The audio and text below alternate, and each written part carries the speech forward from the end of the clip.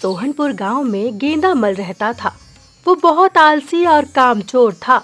दिन भर अपनी पुरानी साइकिल उठाकर इधर-उधर घूमता रहता और चौपाल पर बैठकर गप हाँका करता था। उसकी इस आदत से उसके पिता जमुना लाल परेशान रहते हैं। गेंदे की माँ, ओ गेंदे की माँ, कहाँ है तुम्हारा लाडला? क्या हुआ? सुबह सुबह क्यों चिल्ला रहे हो जी?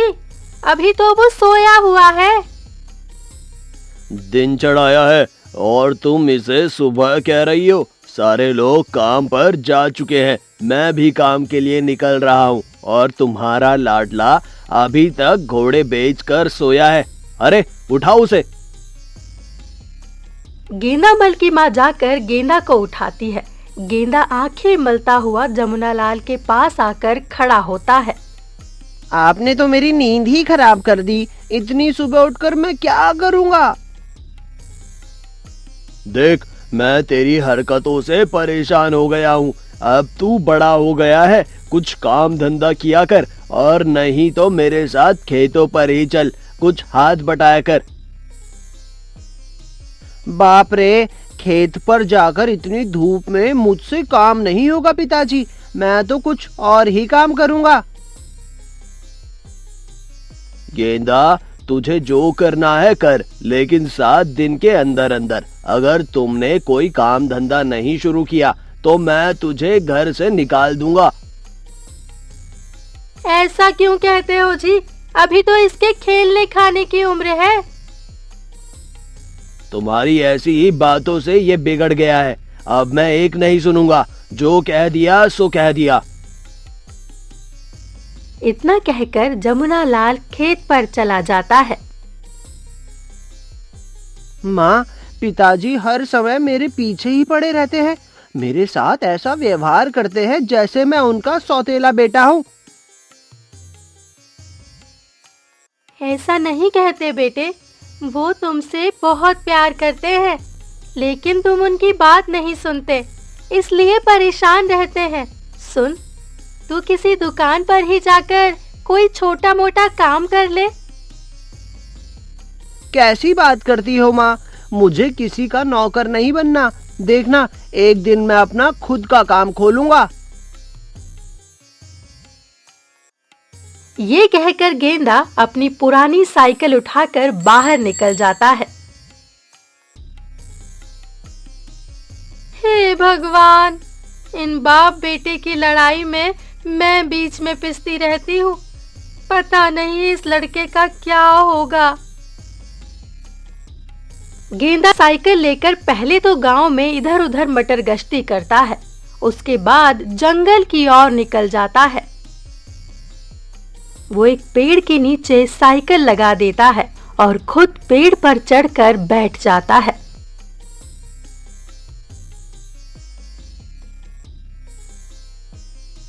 पिताजी को भी जाने क्या हो गया है, जब देखो मुझे ताने देते रहते हैं। अब 7 दिन के अंदर कोई काम नहीं किया तो घर से भी निकाल देंगे। खेत पर काम करना ना तो मुझे आता है, ना ही मैं वहाँ काम करना चाहता हूँ। रोज रोज पिताजी के ताने सुनना भी अच्छा नहीं लगता। मैं काम तो करना चाहता हूँ, लेकिन मैं क्या करूँ?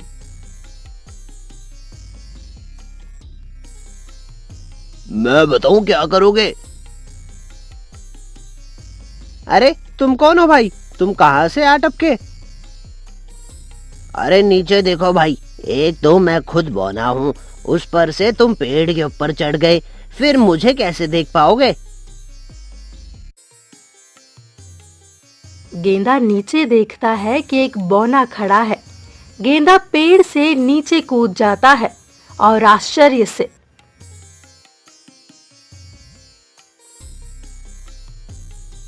अरे भाई, तुम तो सचमुच में बौने हो। मैं तो डर ही गया था। हाँ, तो तुम क्या कह रहे थे? तुम मेरी मदद कैसे करोगे?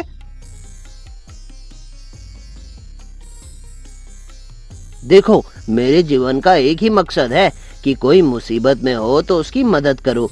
तुम्हारी हालत देखकर मुझे तुम पर तरस आ गया। मैंने सोचा चलो तुम्हारी मदद कर दूं। लेकिन तुम्हें तो इसके पहले कभी देखा ही नहीं। इसके पहले तुमने कभी दिल से कोई काम करना चाहा भी तो नहीं। देखो भाई, बात ये है कि मुझे बोनो की दुनिया से 1 महीने के लिए बाहर कर दिया गया है, क्योंकि मैं भी तुम्हारी तरह दिन भर मटर गश्ती और शरारत किया करता था। अब मुझे किसी की मदद करके नेक बनना है, तभी मैं अपनी दुनिया में वापस जा सकता हूँ। अच्छा, ये बात है। वैसे मुझे भी 1 सप्ताह के अंदर अपने पिता को कुछ काम करके दिखाना है।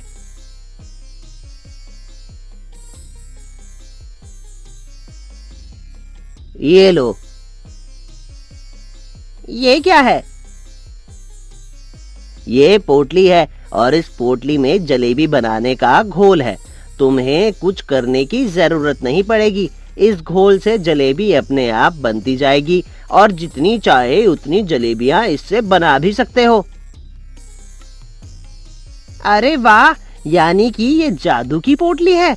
भाई, अब तक तो मैं किस्से कहानियों में ही जादू की पोटली के बारे में सुनता था और आज मुझे साक्षात तुम दे रहे हो। वाह भाई, मेरा तो जीवन धन्य हो गया।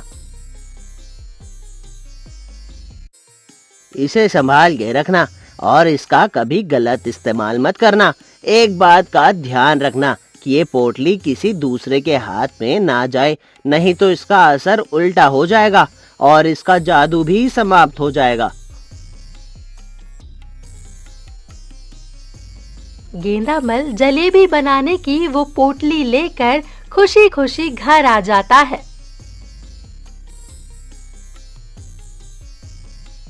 माँ, माँ, कहाँ हो? इधर देखो, मेरे हाथ में क्या है? अरे क्या है गेंदा, क्यों शोर मचा रखा है?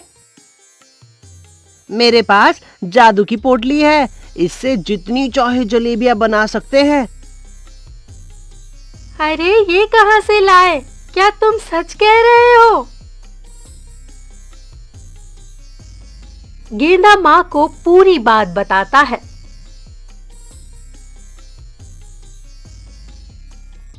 चलो ठीक है, इसे अभी आजमा कर देख लेते हैं।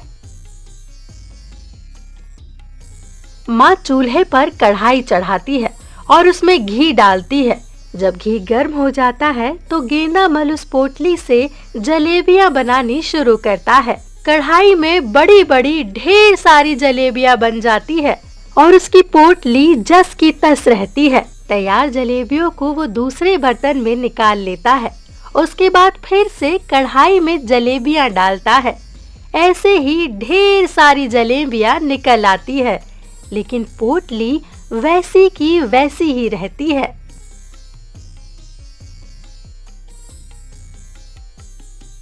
देखा माँ, पोटली का कमाल। अब तो बहुत जलेबियां हो गई है। ऐसा कर, तू इसे ले जाकर बेचा। तेरे पिताजी आएंगे तो बहुत खुश होंगे। गेंदा साइकिल पर जलेबी की टोकरी रखता है और गांव के बाजार में बेचने चला जाता है।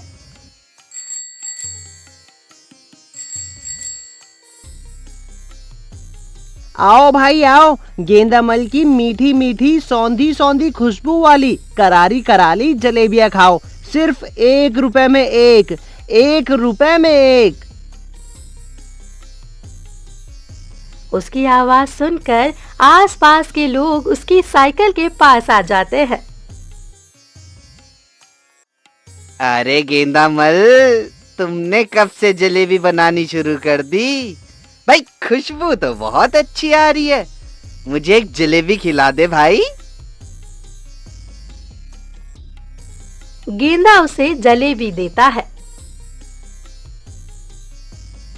वाह, बहुत बड़ी जलेबी है भाई।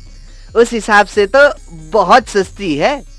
अरे वाह, उतनी ही स्वादिष्ट भी है। अरे वाह, उतनी स्वादिष्ट भी है। खाओ भाई खाओ, पेट भर जाएगा लेकिन मन नहीं भरेगा। बिल्कुल ठीक कहा भाई। और देखते ही देखते गेंदा की सारी जलेबियां बिक जाती है वो पैसे गिनने लगता है। तभी उसके बगल में पकौड़ी बेच रहा मदन सोचता है,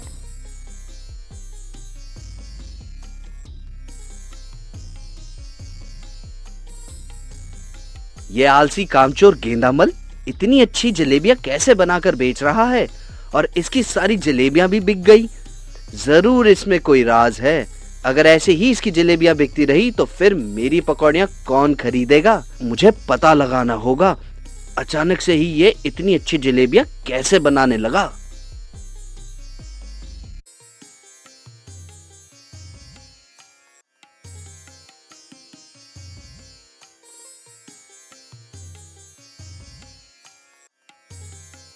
अरे आओ गेंदा, हम तुम्हारा ही इंतजार कर रहे हैं। पिताजी देखिए आज कितनी अच्छी बिक्री हुई, ये लीजिए पैसे। ऐसे ही मेहनत और लगन से काम करते रहो, खूब तरक्की करोगे।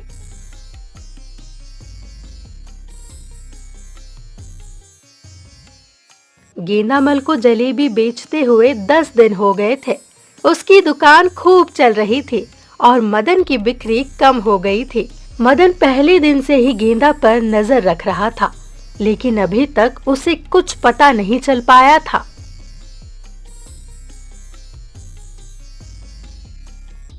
बस अब मैं और बर्दाश्त नहीं कर सकता। अब मुझे कुछ करना ही होगा।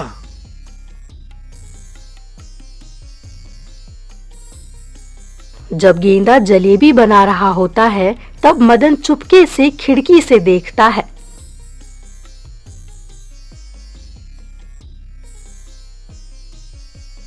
अरे उसकी जलेबी की घोल वाली पोटली तो जादुई लगती है। इसने तो जलेबी का घोल तैयार किया नहीं और सिर्फ पोटली से जलेबियां बनाया जा रहा है।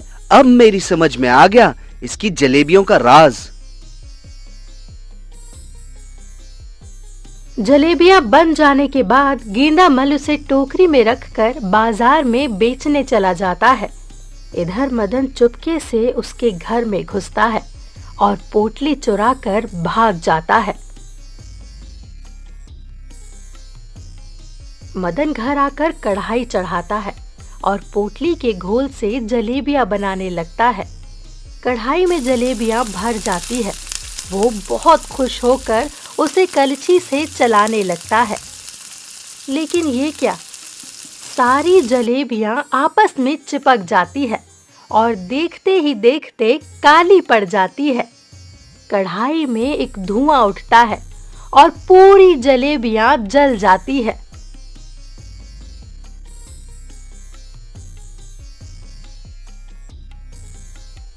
हे भगवान, ये क्या हो गया? गेंदे के यहाँ तो ऐसा नहीं हुआ था। वो फिर से दूसरी कढ़ाई चढ़ाता है और उसमें जलेबियां डालता है। दूसरी बार भी कढ़ाई में सारी जलेबियां जल जाती है। मदन बुरी तरह घबरा जाता है और जल्दी से पोटली को बाहर फेंक देता है।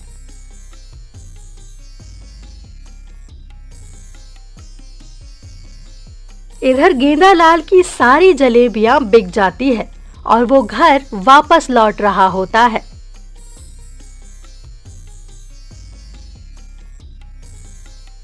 वाह, काम करने का अपना ही मजा है। अब मुझे जलेबियां बनाना और बेचना दोनों बहुत पसंद है। लेकिन आज मदन अपनी पकौड़ी का ठेला नहीं लगाया था। जरा देखूं वो क्यों नहीं आया था। ऐसा सोचकर वो उसके घर की तरफ जाता है। तभी रास्ते में उसकी नजर जलेबी की पोटली पर पड़ती है और वो उसे उठा लेता है। अरे मेरी पोटली यहाँ कैसे फेंकी हुई है? उसको लेकर वो मदन के घर पर जाता है।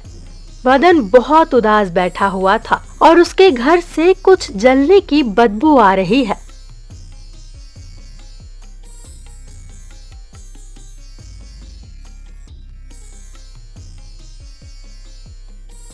क्या हुआ मदन, तुम आज पकोड़ी बेचने क्यों नहीं आए? और ये तुम्हारे घर में जलने की बदबू कैसी आ रही है? गेंदा को देखते ही मदन उसके गले लग जाता है और फूट फूट कर रोने लगता है। मुझे माफ कर दे गेंदा, मैं एक नंबर का लालची और ईर्ष्यालु हूँ और इसकी सजा भी मुझे मिल गई है। ये तू क्या कह रहा है? मेरी तो कुछ भी समझ में नहीं आ रहा। तब मदन उसे पूरी बात बताता है। तुमने सचमुच ईर्ष्यावश सर्वनाश कर डाला। अब इस जादुई पोटली का जादू खत्म हो गया है। अब मैं भी इसकी जलेबी नहीं बना पाऊंगा, लेकिन कोई बात नहीं, अब मैं जलेबी बनाना सीख गया हूँ और मेहनत करना भी। मेरे पिताजी यही तो चाहते थे।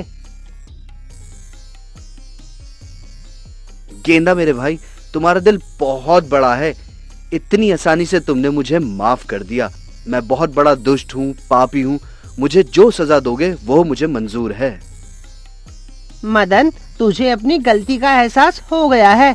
तुम्हारा पछतावा ही तुम्हारी सजा है। इस जादू की पोटली ने हम दोनों को बहुत कुछ सिखाया है। हाँ, तुम ठीक कह रहे हो गेंदा। ये सब हम लोग जीवन भर याद रखेंगे। ये कहकर दोनों गले मिलते हैं